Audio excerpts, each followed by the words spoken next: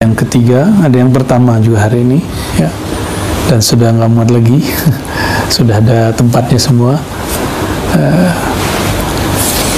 Insyaallah kita istiqomah pada asar kajian kitab silsilah Thariqah An-Naqsyabandiyah, judulnya Rasyahat Ainul Hayat. Jadi apa judulnya? Kajian Thariqat silsilah Thariqah An-Naqsyabandiyah, kitabnya apa? Rasyahat Ainul Hayat. Rasyahat artinya percikan, Ainul Hayat sumber kehidupan. Ain bisa diartikan sumbernya. Asar kemarin kita membahas tentang Sayyidina Qasim bin Muhammad Al-Baqir, yang disebut juga Sayyidina Qasim, Sayyidina Ja'far, ya, Sayyidina Qasim dan Ja'far, Sayyidina Qasim bin Muhammad bin Abi Bakar dan Sayyidina Ja'far bin Muhammad Al-Baqir bin Ali Zainal Abidin bin Ali, ya. Kita lanjut kepada petuah beliau. Kemarin baru masuk 2 wasiat beliau. Nah, jadi kemakrifatan seseorang itu dilihat daripada kalam-kalam makrifat yang muncul darinya. Karena cangkir yang berisikan kopi pasti mengeluarkan air yang hitam. Cangkir yang berisi susu pasti mengeluarkan air yang putih. Jika ada wadah kolbu seseorang isinya ma'rifatullah, pasti yang dia kalamkan ma'rifatullah. Jika hanya ma'rifatul dunia, mencari dunia, maka yang dia obrolkan hanya dunia, ya, hanya dia obrolkan dunia dan dunia, ya. Ini setiap kali masuk lebaran, barang-barang naik, semuanya seakan-akan ini baru terjadi, padahal ini terjadi setiap tahun, ya. Kita lupa, jadi biasa aja, ya. Dan ini sudah mau masuk akhir-akhir Ramadan, biasanya agak ramai di daerah Al-Quds, ya. Al-Quds ini lain dengan tempat lain, jadi dia Palestina itu lumayan luas. Ada Al-Quds, ada Ramallah, ada Gaza, ada Sinai, ada macam-macam. Al-Quds ini tempatnya ada 3 agama besar di sana, Yahudi, Nasrani, dan ajaran kita Islam. Dan biasanya setiap kali 17 Ramadan dan malam-malam Lailatul Qadar, yaitu malam ganjil, mereka berkumpul. Dan saya tidak tahu kenapa orang-orang Israel curiga saja dengan mereka, ya. Kita doakan semoga saudara-saudara kita di sana yang sedang berjuang, yang sedang beretikaf, yang sedang menunggu nusrah minallah, bantuan dari Allah, kita sebelumnya kirimkan doa dan kirimkan suratul Fatihah. Al-Fatihah. Bismillah. Ya kana muriyan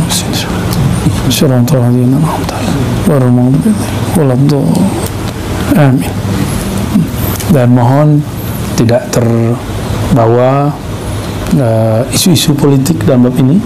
Dulu guru kami Syekh Ali Mustafa Yaqub mengatakan hindari isu-isu politik dalam bab ini, walaupun memang ada politiknya, dan kami beberapa hal tahulah, dapat kabar lah, ya. Tapi kita secara rohani kita bantu.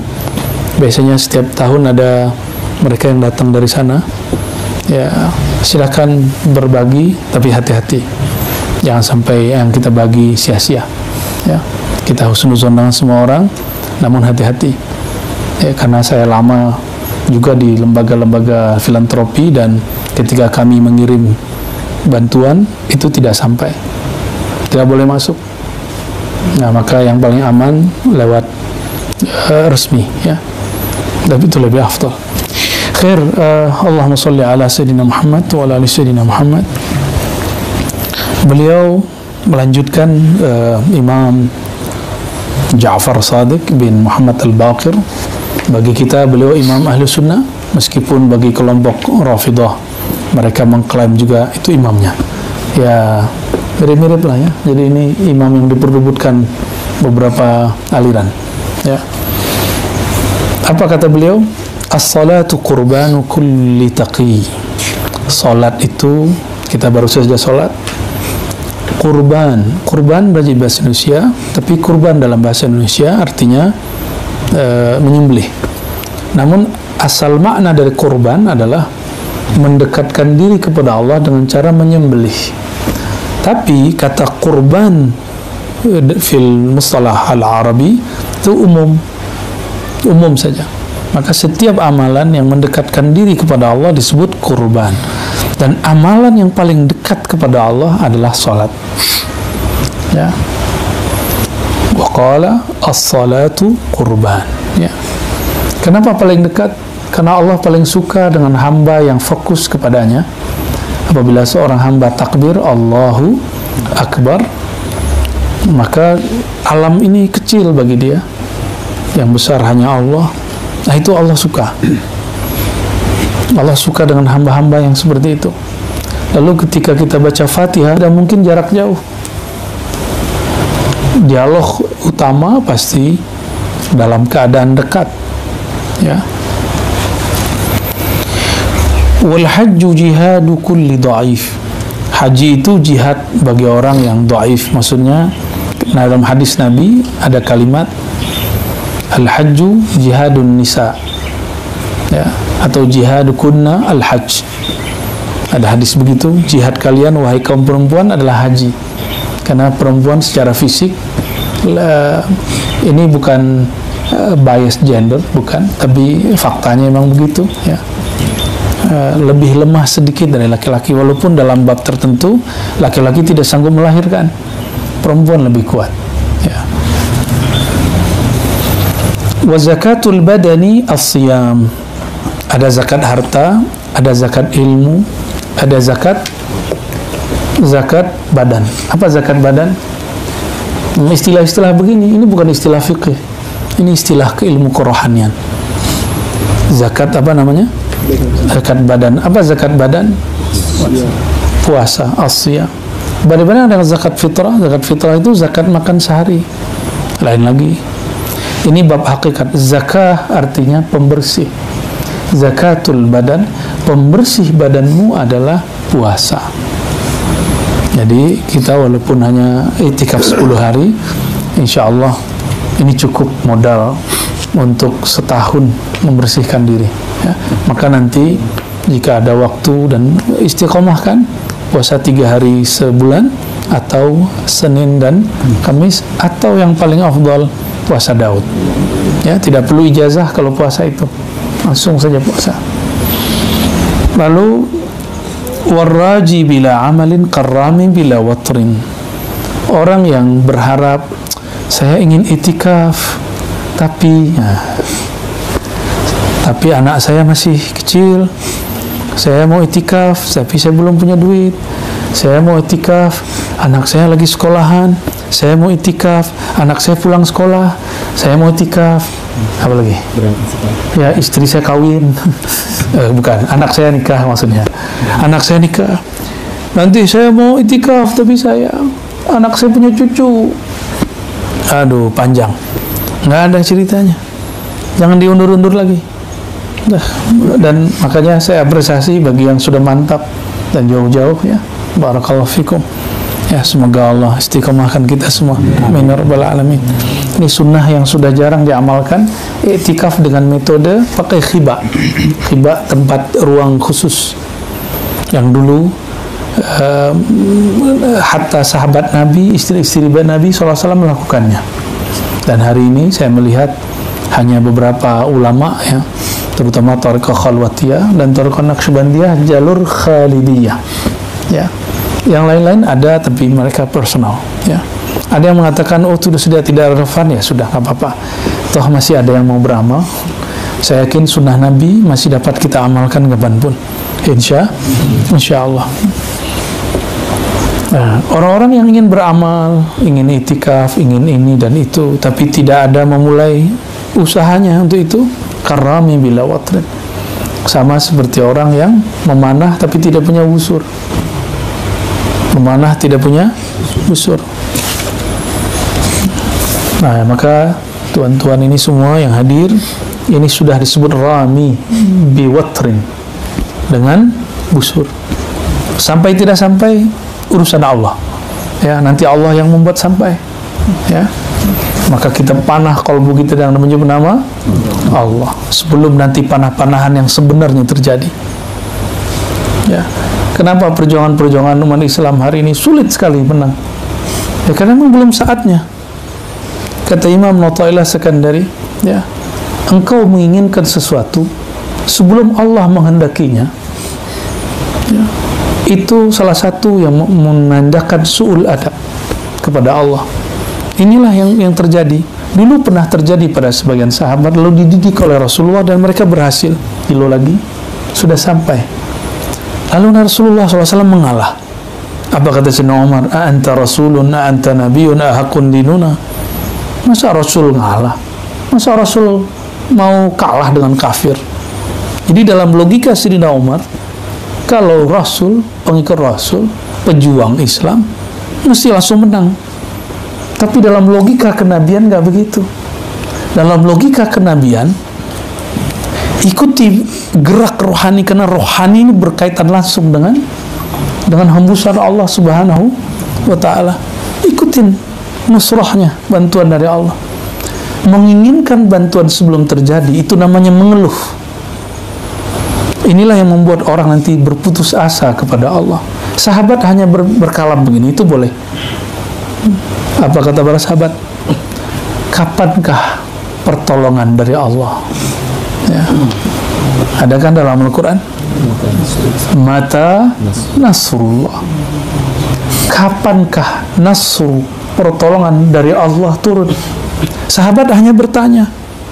Semenjak Sayyidina Umar dididik, maka dia hanya bertanya, mata nasrullah. Ternyata menunggu sejenak, tidak sampai setahun, padahal perjanjiannya 10 tahun tidak boleh masuk Mekah. Karena sabar setahun, ternyata yang tidak sabar lagi adalah orang-orang kafir Quraisy. Kafir Quraisy tidak lebih sabar dari orang Islam. Akhirnya perjanjian Hudaybiyah dibatalkan, Rasulullah dan para sahabat termasuk Sayyidina Umar pun umrah. Sabar memperjuangkan Islam, memperjuangkan dakwah, termasuk memperjuangkan negeri Palestina, Al-Quds. Sabar. Orang kan nggak sabar, ya. Akhirnya semangat kita ya melempem. Lalu kita menyalahkan orang lain, mencari kambing hitam. Bukan itu masalahnya. Masalahnya nasrun minallah itu. Dan semua hadis kalau antum coba lihat, Al-Quds itu kita sedang mempersiapkan batin kita untuk ke sana. Hanya ditaklukkan Allah nanti melalui Imamul Mahdi, Sayyidina Aisyah. Maka batin kita harus siap dulu untuk menunggu mereka. Siapkan batin, karena Sayyidina Al-Mahdi bawa ma'rifatullah, Sayyidina Aisyah ruhullah. Berarti mereka dimensinya dimensi rohani. Orang yang nggak faham ini, nanti Sayyidina Aisyah dianggap dajjal, Sayyidina Al-Mahdi dianggap dajjal. Maka kita siapkan batin kita. Nah, dan dalam kitab-kitab Thariqah itu disebutkan, insya Allah Mahdi nanti memakai Thariqat ini. Dan saya sudah ketemu beberapa kitab Thariqah dan semuanya mengatakan, hampir semua, Imam Mahdi nanti memakai Thariqah kita.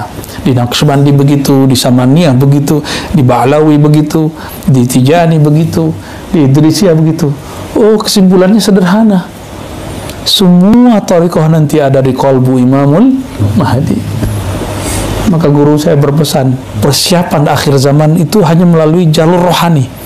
Karena Rasulullah SAW mengatakan, khilafah akhir zaman itu apa? Ala minhajin nubuwah. Bukan dengan memberontak.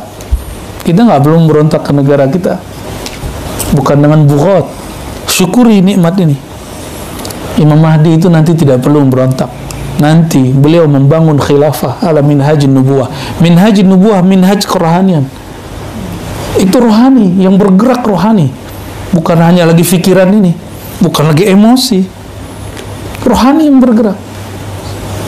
Itu pemerintahannya, pemerintahan yang sifat dibangun dengan kerohanian, persis seperti Rasulullah bangun Madinah, Al-Madinah Al-Munawwarah. Maka apapun yang dilakukannya pasti berdasarkan gerak rohani. Walaupun akal kita nih, kenapa dia begini, kenapa dia begini, saya nggak tahu, nggak habis pikir nanti. Seandainya kejadian Hudaybiyah berulang lagi, mungkin antum nanti akan bilang, imam kita nanti itu kalau nanti dia keluar, dia muncul, ente bukan Mahdi yang asli, ente Mahdi kazzab, ente Mahdi pembohong. Masa orang benar ngalah dari orang kafir? Pasti nanti begitu, karena logikanya logika akliyah, bukan logika rohani spiritual. Padahal al-arwah junudun mujannada. Untung Sayyidina Umar dididik oleh baginda Nabi SAW. Ketemu Rasulullah, disentuh Rasulullah, selesai. Dididik Sayyidina Abu Bakar, beres. Nanti kalau tidak ada orang seperti itu, siapa yang bimbing kita? Ya, ketika itu terjadi. Saya menyaksikannya, wallahi sedih kita. Murid melihat gurunya salah sedikit keluar menghujat gurunya. Murid melihat gurunya salah sedikit keliru dalam beberapa hal, langsung muridnya menjelek-jelekan gurunya kemana-mana. Di mana nanti antum ketemu? Dan Al-Mahdi itu ujiannya seperti itu. 11-12 itulah makna ismuhu ismi. Al-Mahdi itu isimnya isimku. Berarti musibah dia musibahku hampir sama. Hanya perbedaannya nanti kejadiannya dulu di Hudaybiyah, nanti di mana wallahu a'lam. Ya. Maka saya kemudian dapat perintah dari guru-guru kita banyak sholawat dan banyak kajian sirah nabawi. Nah, di ribat kita biasa di luar Ramadan kajian kitab Syifa mengenai sirah nabawi. Karena itu cara untuk mengenal beliau nanti. Ya, kita berdoa kepada Allah, semoga rohani kita dibimbing oleh Allah. Seandainya fikiran ini salah, semoga bimbingan rohani membimbing dia, mengait dia. Insyaallah, amin ya rabbal alamin. Apa kata beliau? Istanzilur rizqa bis sadaqah. Jika engkau, kalimatnya bukan harta, rezeki. Beda rezeki dengan harta. Rezeki itu yang Allah lekatkan kepada kita. Kalau harta belum tentu. Apa kata beliau? Istanzilur rizqa bis sadaqah. Tetapkanlah, ikatlah rezekimu dengan sedekah. Nah, kemarin kita sudah bahas sedekahnya muallim ngajar, sedekah orang yang diberi harta berbagi. Ya. Wahsinu amwalakum bizakah. Jadi dibedakan rezeki dengan amwal. Kalau amwal, harta, hasinu, bentengi dia bizakah, dengan zakat.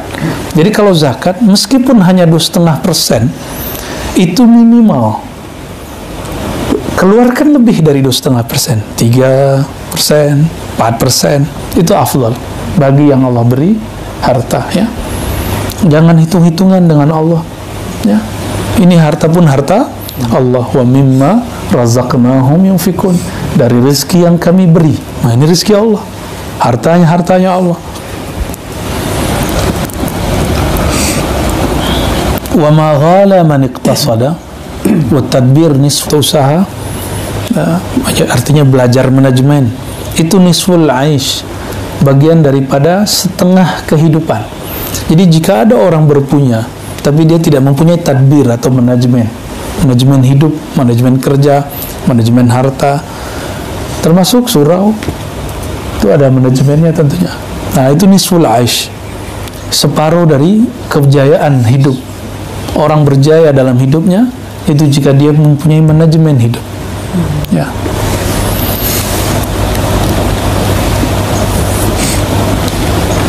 Tu'datu nisful aqli wa qillatul ayal ihdas yasarin wa man hazana walidai faqad aqqahuma. Ya, kita loncat aja. Siapa yang membuat sedih orang tuanya, faqad aqqahuma, dia telah durhaka kepadanya.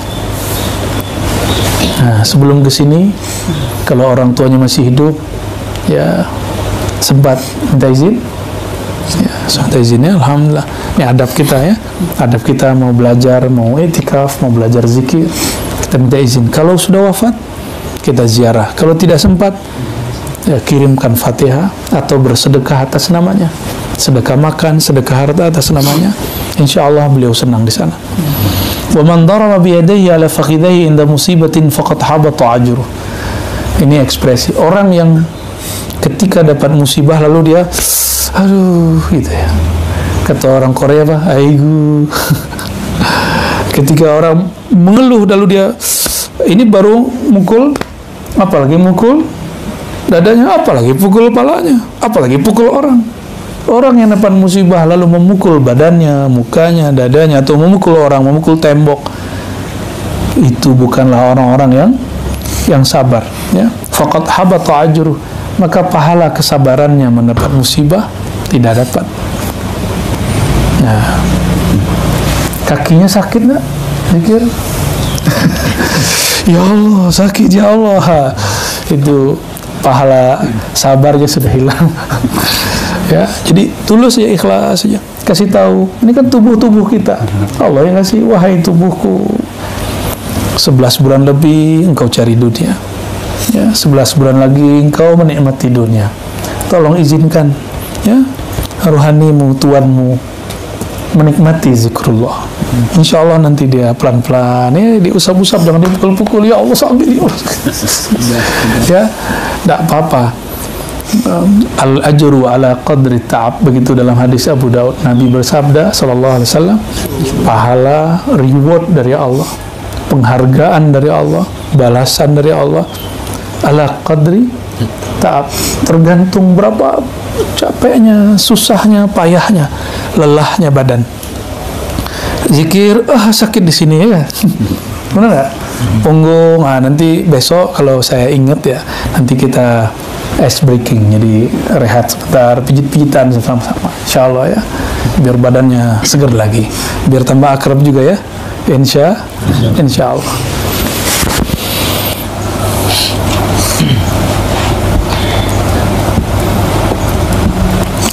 Lalu beliau mengatakan di bagian yang pertengahan, al-fuqaha umana'ur rusul, ahli-ahli agama. Ini fuqaha di sini bukan berarti ahli fikih, tapi orang yang kenal Allah. Karena beliau berbicara saat itu mazhab fikih belum berdiri. Dulu yang disebut fuqaha adalah al-arifina billah, orang-orang yang kenal kepada Allah dan kenal ajaran Rasulullah SAW. Jadi dia mengerti ilmu yang zahir dan ilmu yang batin bersamaan. Dari mana kita tahu? Dari penjelasan Imam Ghazali dalam bagian awal dari kitab Ihya Ulumuddin. Beliau menyebutkan fuqaha itu dulu semua, bukan hanya satu ilmu yang zahir. Fuqaha itu umana'ur rasul, mereka adalah pemegang amanah kerasulan. Karena kerasulan sudah selesai, tidak ada lagi syariat yang baru, tidak ada lagi nabi yang baru, maka sir mereka diturunkan dari sir Rasulullah sallallahu alaihi wasallam. Maka menyakiti ulama, menyakiti Rasul. Ulama yang mana? Ulama yang arifina billah, yang kenal Allah, bukan hanya yang ahli fatwa, ya, tapi yang ahli fatwa dua alam, alam zahir dan alam batin, sebagaimana Rasulullah SAW. فَإِذَا رَأَيْتُمُ الْفُقَهَاءَ فَقَدْ رَكِنُوا إِلَى السَّلَاتِينَ فَانْهَوْهُمْ. Jika kamu melihat para ahli fikih telah mulai cenderung kepada salatin. Salatin ini di zaman pemerintahan masih monarki. Monarki berarti saat itu otoriter. Jika ada orang terjun ke politik, fanhauhum, maka laranglah mereka. Kenapa? Nanti akan mengganggu amanah Rasul yang ada dalam diri mereka. Gitu. Bagaimana di negeri demokrasi? Lain cerita. Di negeri demokrasi bukan ini kalimatnya. Kan di zaman Imam Ja'far belum ada partai politik. Ya, di Indonesia ada partai ya. Ya. Nah, kalau sekarang bagaimana? Boleh juga diartikan wa idza ra'aitumul fuqaha qad raqinu ila al-hizb as-siyasi. Jika kamu melihat para ahli agama sudah mulai sibuk berpolitik dalam partai-partai politik, karena para partai politik di negeri demokrasi adalah jalan satu-satunya untuk berkuasa, benar nggak? Hanya itu. Sedangkan pegawai-pegawai negeri, pegawai pemerintahan, mereka bekerja sebagai yang khidmat kepada orang yang bertarung di politik. Jadi boleh kita artikan, jika kamu melihat ada orang-orang ahli agama mulai cenderung ke politik, fanhauhum, larang mereka. Ya. Kenapa? Jika mereka tidak ahli di bidang politik. Tapi kalau mereka ahli di bidang politik, silakan. Di negeri kita, di Indonesia sekarang ada wakil presiden Kiai Ma'ruf Amin, dia ahli agama sampai hari ini umur 80 tidak pikun sama sekali ya, hafalannya masih bagus, baca ibarat-ibarat kitab fikih masih oke ya. Ya, beliau mengerti, tahu di mana jurang-jurangnya ya. Kalau Buya Yunal masuk ke politik, saya khawatir, saya larang aja lah ya. Tapi harus ada, jadi masuk ke politik itu fardu kifayah. Fardu kifayah biasanya berdasarkan isyarat guru atau musyawarah orang-orang berilmu, baru diutus. Jangan gerak-gerak sendiri. Wahai tuan syekh, kalau bukan tuan syekh siapa lagi? Wah, ini yang bisa merubah pola pikir para asatis ini. Qala wala zada afdal minat taqwa. Tidak ada lagi bekal yang lebih utama daripada takwa. Jadi datang ke sini, bekal terbaiknya bukan rekening, bukan duit, tapi takwa. Takwa itu kata Rasulullah SAW, hahuna, di dada ini, di dalam ini. Berarti hati yang lapang itu modal paling baik. Pikiran yang positif itu modal yang baik. Ya. Jadi mohon maklum nanti kalau teman-temannya mendengkur ya. Teman-temannya nanti usahakan tidur tidak selonjor, kakinya dilipat. Ya. Usahakan. Ini perkataan Imam Abu Yazid, Imam Sufyan Ats-Tsauri, imam itu semua mengatakan kami bertahun-tahun, 11 tahun, 10 tahun, 20 tahun, 30 tahun, 40 tahun tidak pernah tidur kaki selonjor. Ya. Ada satu lah yang dilipat ya.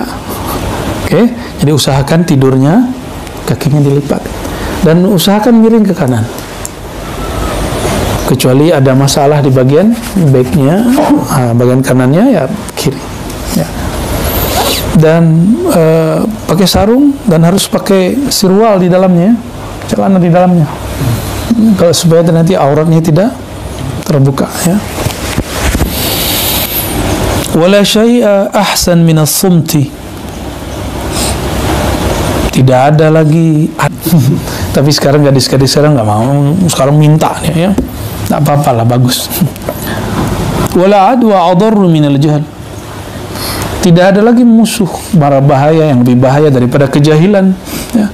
Maka saya berlindung kepada Allah dari semua kejahilan. Jika ada orang yang memberi masukan, kita terima ya. Kita nggak tolak-tolak juga. Siapa tahu kita salah, karena kita tidak tahu segala hal ya. Tapi masalahnya ada orang jahil memarahi orang alim. Nah, itu yang masalah. Kenapa? Karena emosinya orang jahil lebih tinggi daripada orang alim. Al-mar'u aduwwun ala ma jahil. Kata Imam Ghazali, dinukil dari Sayyidina Ali sebenarnya ini. Seseorang itu akan senantiasa memusuhi sesuatu yang dia nggak tahu. Ya. Maka saya minta ampun kepada Allah jika ada yang kita kata-kataki karena ketidaktahuan kita. Tapi insya Allah saya mengamalkan wala taqfu ma laysa laka bihi ilm. Ya, jangan kamu berpendirian terhadap sesuatu yang kamu tidak tahu. Mungkin kalau ada melihat saya beda dengan seseorang, kami beda data. Ya, kami hanya berbeda data. Cuma ada yang merasa datanya paling benar, itu aja ya. Wala da'a auda minal kizb. Tidak ada lagi penyakit yang lebih bahaya dari berbohong. Hati-hati ya.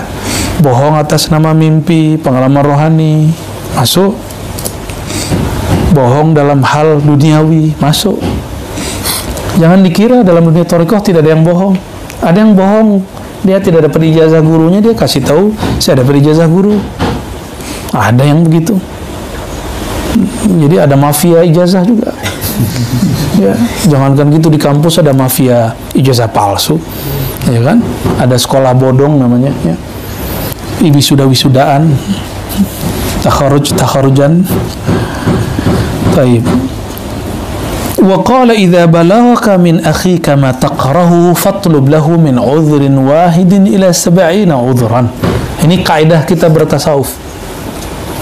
Jika engkau mendengar saudaramu, kawanmu, dengar orang ahli tasawuf nih, sesuatu yang tidak menyenangkan, apakah ilmunya, kaidah yang dia sebar, ajaran dia ajarkan, sepertinya kamu tidak senang, atau dia mengatakan sesuatu yang membuat kamu tidak nyaman, fatlub lahu min udhrin, bukan fatlubhu, fatlub lahu. Apa bedanya? Maka carikanlah dalam pikiranmu alasan yang kira-kira membuat kamu berpikir positif terhadap orang itu. Bukan fatlubhu, kamu tuntutlah dia, bukan. Misalnya kita dengar ada orang bicara gini, fulan, kamu dibicarakan si Anu. Lalu kita cari si Anu, bukan begitu caranya. Fatlub lahu, kamu bangunlah dalam pikiranmu, bina dalam pikiranmu, berpikir positif. Justru kalau kita langsung tanya kepada orangnya, itu namanya kita emosi. Nah, banyak yang salah terjemah di bab ini. Akhirnya langsung labrak gurunya, labrak temannya, labrak ikhwannya, labrak tetangganya. Tahu labrak gak? Langsung ditemui, katanya mau tabayun. Yang ada bukan tabayun, malah jontok-jontokan, ya berkelahi, perang mulut, tidak menghargai lagi, emosional dan lain sebagainya. Nah, berapa uzur, berapa alasan kita buat, oh mungkin maksudnya begini, mungkin maksudnya begini. Contohnya nih Pak Haji Ansori, ada orang ngomong, Pak Haji Ansori itu orangnya nggak baik, ya orangnya pelit, gitu, misalnya gitu. Terus sampai, oh mungkin maksud dia, waktu itu saya ketemu seseorang, orang ini menurut saya bermasalah, saya bilang nggak usah kasih tahu, dia salah paham, mungkin dia salah paham. Kita nggak bilang, dia ini pembenci saya, nggak begitu ya. Berapa uzur? 70 uzran. Nah, kaidah ini diambil oleh Imam Abu Hanifah. Ternyata Abu Hanifah sering diomongin orang, dan dia ambil ini. Beliau sering dikata-katai Hamad bin Zaid, najis, ya, sering disebut bid'ah, waalaikumsalam, sering disebut macam-macam. Tapi apa kata beliau? Ya, dah, silakan dah. Dah, Ai. Pak Ai kami manggil ya. Marhaban, marhaban. Jadi kalau kita mendengar aib seseorang atau ada kalam-kalam dia dalam bab hakikat, lalu kita bawakan kepada 70 uzran. Mungkin maksudnya begini, mungkin maksud begini. Nah, inilah yang dilakukan oleh Imam Abu Hanifah. Betapa indahnya dunia, indahnya majlis, indahnya para asatis. Jika ada orang ingin adu domba dia, ada orang ingin jelek-jelekan saudara kepada seorang syekh, ya, misalnya ada orang bawa kabar kepada saya menceritakan tentang Pak Haji Ansori. Oh, saya bilang, maksudnya nggak begitu, kamu nggak ngerti. Kita kalamkan begitu, ya. Jadi kita cut langsung supaya tidak ada lagi orang bawa. Nah, ini saya ulang-ulang, sebulan ini saya ulang-ulang kalam ini. Kalam Sayyidina Syekh Abdul Qadir Jilani, salah satu thariqat yang dibawa oleh Maulana Khalid Al-Baghdadi Khalidiyah. Apa kata beliau? Asy-syaitan, syaitanul jin la yaqdiru 'alal insan illa bi syaitanil ins. Syaitannya jin tidak sanggup memperdaya manusia kecuali melalui syaitan manusia. Jadi ini teman-teman ini semangat zikir, syaitan sedih. Jadi setiap kali teman-teman ini zikir, syaitan sedih. Nanti ada yang tidak sengaja bercerita pengalaman rohani. Ini kalau ada orang cerita pengalaman rohani, tidak bertempatnya, syaitan berkalam, kamu hebat ya, kamu usul ya, kamu arif billah ya, kamu wali ya, begitu. Terbersit, wah saya mujahadahnya bagus. Teman yang mendengar sedih, ya Allah, saya zikir, kaki sudah capek, leher sudah tegang, ya, kaki badan sudah sakit-sakitan, tapi tidak dapat. Nah, itu hati-hati. Jika ada teman-teman ini kan karena takdir Allah, kita tidak tahu. Tiba-tiba dia bercerita, dia lupa adabnya. Kita kemudian cukup katakan Allahumma iftahli, ya Allah bukakan kepadaku yang terlebih baik. Gitu aja ya. Pakai doa bahasa Indonesia cukup. Ya. Kalau dengar orang cerita apa, murabinya nanti ya, mentornya nanti, jangan cerita kepada teman. Maka nanti Buya Aldomi nanti sama Buya Yunal nanti bagikan kertas nanti insya Allah. Ya, kalau ada pengalaman tulis, tidak usah cerita, tulis simpan. Nanti ada di jam-jam tertentu Buya Aldomi, Buya Asfi, Buya ini duduk di sini nanti dengerin satu-satu, nanti store aja, ya. Dan tidak usah minta ditakbir pengalaman rohaninya, ya. Kadang-kadang pengalaman rohani ini kesusup syaitan karena angan-angan dia. Nanti ada cara, ada manajemen juga tuh, ada tadbir ruhi untuk ngecek ini syaitan atau siapa, ya. Lalu beliau berkalam, ya, fa illam tajid lahu udhran faqul la'alla lahu udhran la a'rifu. Kalau kita sudah cari-cari, mungkin maksudnya begini, maksudnya enggak dapat, cukup katakan barangkali dia punya alasan mengatakan itu dan aku tidak tahu. Jadi kalau ada orang-orang membicarakan kita, cukup katakan mungkin dia ada kepentingan yang dia mau bicarakan, ya, bisa jadi la arifu, dan saya tidak mengerti. Wa qala idza sami'tum, ya, min muslimin kalimatan fahmiluha ala ahsani ma tajiduna hatta tajidu laha muhmalan. Ini masih sama, ya.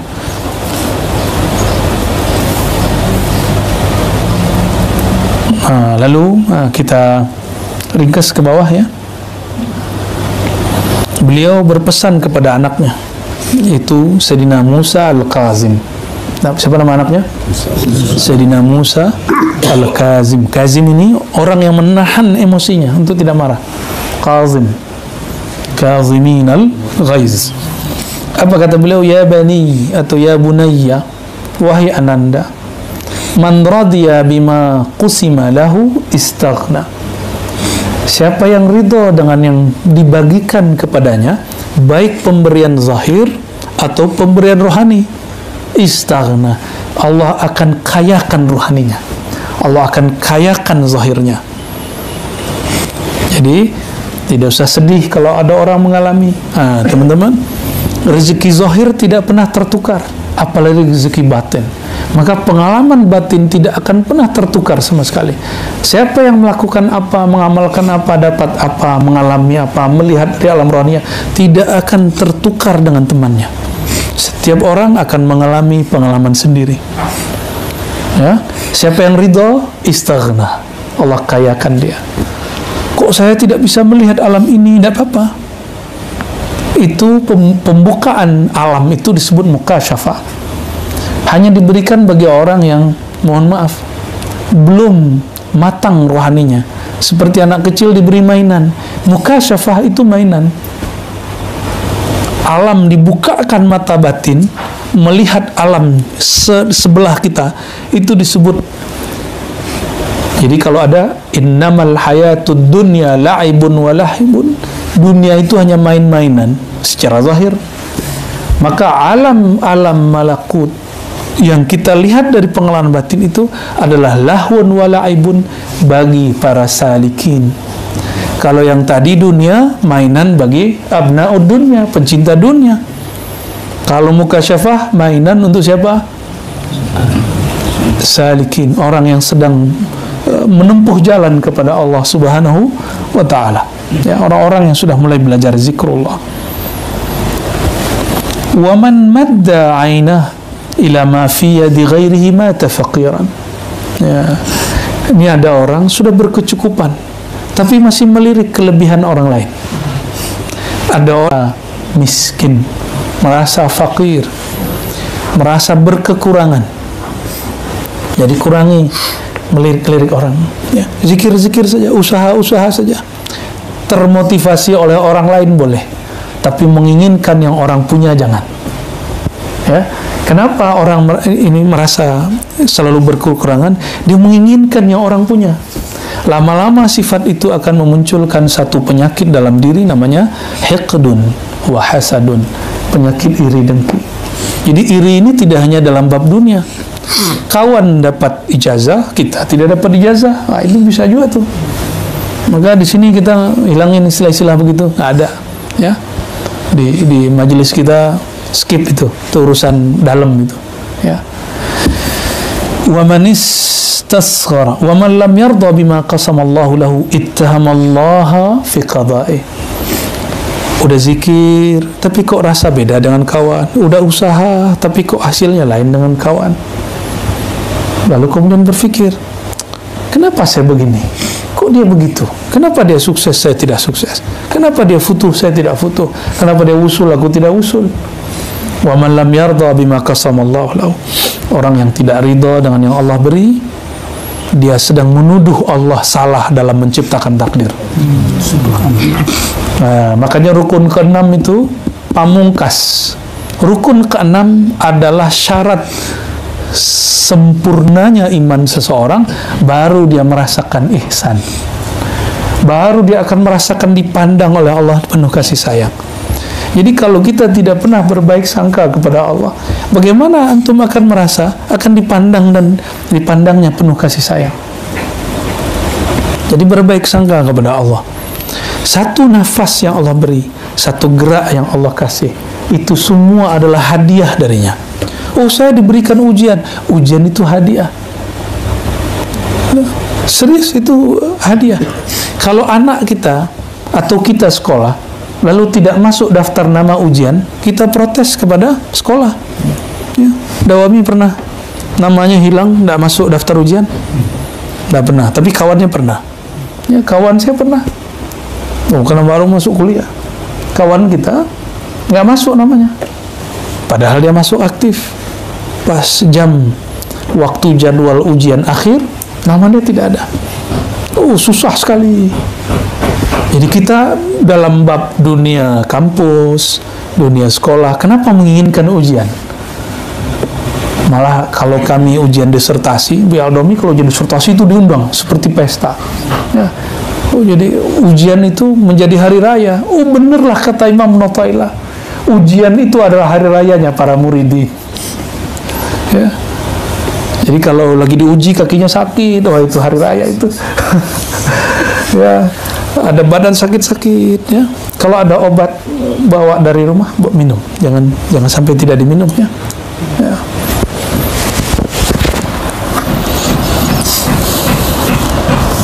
Wa man istasghara zillata nafsihi ista'zama zillata ghairihi. Nah, ini untuk saya dan kita semua tentunya. Siapa orang yang mengecilkan, meremehkan, menganggap sedikit kesalahan dirinya, maka dia disebutkan dalam teks ini ista'zama zillata ghairihi. Dia akan mudah memandang besar kesalahan orang lain. Jadi kenapa di zawiyah-zawiyah, di surau-surau, di yayasan-yayasan, di sekolah-sekolah, di partai-partai, di pergerakan-pergerakan, di dalam orang bernegara, lalu ada orang suka menyalah-nyalahkan karena dia apa? Istazghara zallata nafsi. Dia mengecilkan kesalahan dirinya. Masih ingat orang yang dulu mau melepaskan diri dari negara kita, lalu mengancam untuk merdeka, ternyata tertangkap KPK. Ya, karena sudah namanya ini sudah disebut lagi ghibah. Tapi kita doakan semoga Allah memberi dia ketabahan, lalu Allah selesaikan masalah dia. Ya, itu ujian itu. Kenapa? Dia lupa ada kesalahan kecil dalam dia bermanajemen, dalam bernegara, tapi dia alamatkan kepada pusat. Ternyata di dirinya sendiri nggak beres. Nah, ini pelajaran besar bagi kita.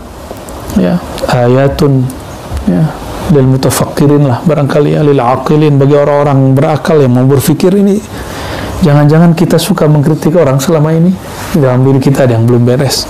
Ya, lagi-lagi kita minta ampun kepada Allah. Maka setiap hari nggak cukup 100 kali. Nah, alhamdulillah kita ada khatam istighfar, khatam Maulana Muzhar, itu juga beliau sekali duduk 1000.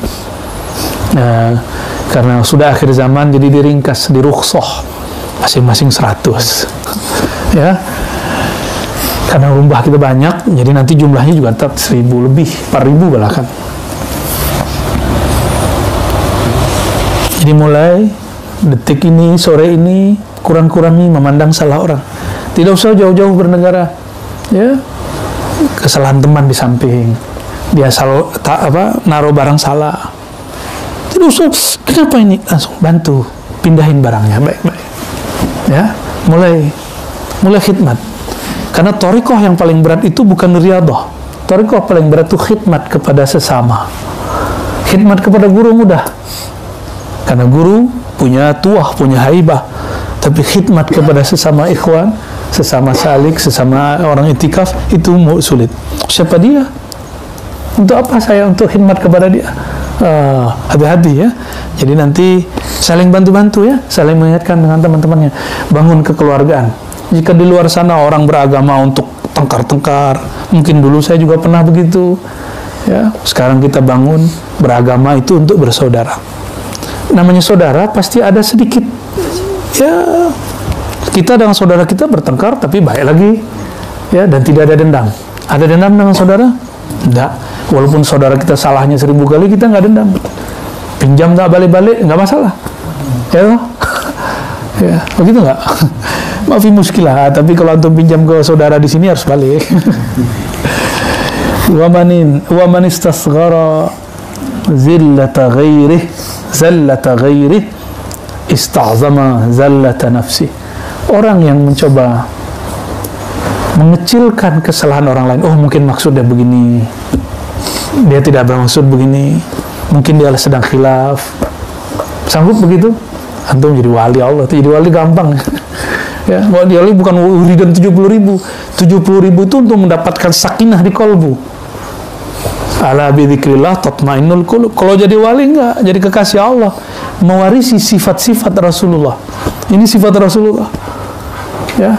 Dan kewalian ini bukan didominasi ulama. Orang awam boleh. Banyak ulama tidak begini. Banyak ulama mampu berbahasa Arab, agak baca kitab, tapi kesalahan orang besar semua sama dia. Kesalahan dia lupa. Nah, orang rohaninya kalau dicaci maki tidak balas. Mampu? Insya Allah kita berjuang untuk itu ya. Ada masalah kita kurang-kurangi ya. Jadi kenapa ada orang dicaci maki dia tidak balas? Karena ini dalamnya dia selalu menganggap, oh maksudnya begini. Mungkin orang ini dia terpojok, mungkin dia lagi sedang shock, mungkin dia dapat berita yang salah ya, selesai. Ya bani man kashafa hijaba ghairihi in kashafat auratu baitih.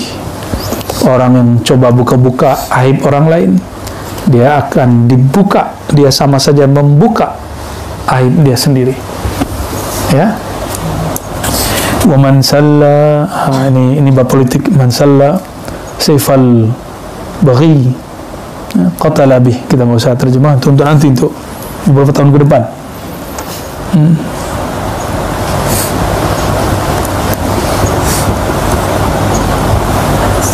Nah, inilah beberapa petuah-petuah dari ahli silsilah kita dalam Thariqah Naqsyabandiyah, Sayyidina Ja'far. Jadi kalau dalam nazam itu kita biasanya baca Nas'alukallahumma ya Allahu bisirri sirri dhati ya ghuthahu thumma bi Jibril fabil masduki, masduki Nabi Muhammad, thumma bi Jibril fabil masduki. Lalu apa lagi Bu ya Aldami? Thumma bi Jibril fabil masduki khairul wara turran fabis siddiqi, siddiqi Abu Bakar Siddiq ya. Thumma bi maulal Mustafa Salmani, lalu kepada Sayyidina Salman.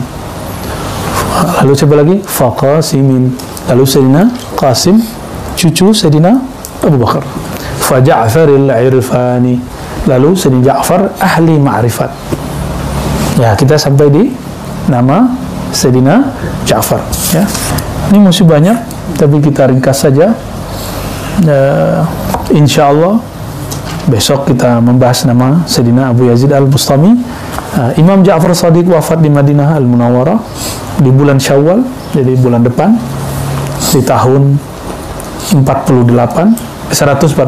ya. Dan beliau dufina fi qubbati ahlil bait. Jadi sebenarnya di Baqi itu ada kubah khusus keluarga Rasulullah. Orang-orang Madinah lama tahu, orang-orang bersanad tahu. Cek aja nanti di mana kuburan Sayyidah Fatimah, berarti dari situ. Di situ ya. Sayyidina Hasan situ, Sayyidina Husain tidak. Sayyidina Husain tubuhnya di Karbala, kepalanya dibawa ke Mesir. Maka di Mesir ada satu makam. Semoga nanti kita dapat ziarah ke sana juga insya Allah. Termasuk ke Karbalanya ya. bukan sebagai kelompok Syiah, kita sebagai pencinta Ahlul Bait min ahli sunnati wal jamaah. Barangkali itu adab-adab yang dituahkan, yang dikalamkan Sayyidina Ja'far Shadiq, zuriat Nabi SAW, wali kutub, wali ghaus di zamannya, untuk pegangan kita di masa-masa ini, akhir zaman ini. Semoga Allah Ta'ala mengistiqomahkan kita semua. Mari kita berdoa. Allahumma inna nas'aluka salamat as-sadr wa na'udzubika min su'i sadr. Ya Allah, kami memohon hati yang bersih, qalbu yang selamat daripada selain Engkau, qalbun salim, qalbu yang terbebas dari sifat-sifat yang negatif, daripada sifat sombong, syirik, ria, ingin dipuji, takut dicaci, iri, dengki, dan lalai di dalam hati. Allahumma ya Allah, tamim taqsirana wastur auratina. Ya Allah, sempurnakan kekurangan kami, dan ya Allah, tutuplah aib-aib kami. Jika ada orang membenci kami, maafkan mereka ya Allah. Jika ada orang menghujat kami, tutuplah aib mereka ya Allah. Tutup juga aib kami di sisi Engkau ya Allah. Astur auratina indaka wa inda khalqika birahmatika ya arhamar rahimin. Rabbana atina fid dunya hasanah wa fil akhirati hasanah wa qina adzabannar. Walhamdulillahi rabbil alamin. Assalamualaikum warahmatullahi wabarakatuh. Ya, salawat. Sallallahu rabbuna